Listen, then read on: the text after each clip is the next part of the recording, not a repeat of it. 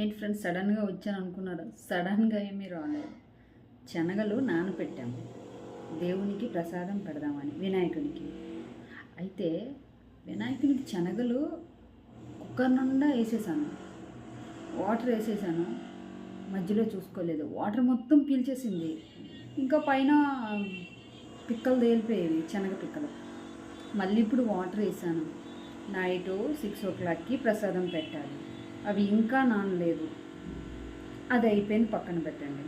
పోపు పెట్టాలి కదా, పోపు సెట్ చేశాను యూట్యూబ్లో. ఎవరైనా కొంచెం డిఫరెంట్గా చెప్తారేమో అని. ఎంతగాని పచ్చిమిర్చి, ఆవాలు, జీలకర్ర, మినప్పప్పు, శనగపప్పు, కరివేపాకు వేసేసి తాలింపు పెట్టేసి శనగలు అందులో వేసేయమన్నారు. కరెక్టేనా? అందులో వేసేసి ఒక 2 minutes వేపమన్నారు. ఒకవేళ ఇది కరెక్ట్ అయితే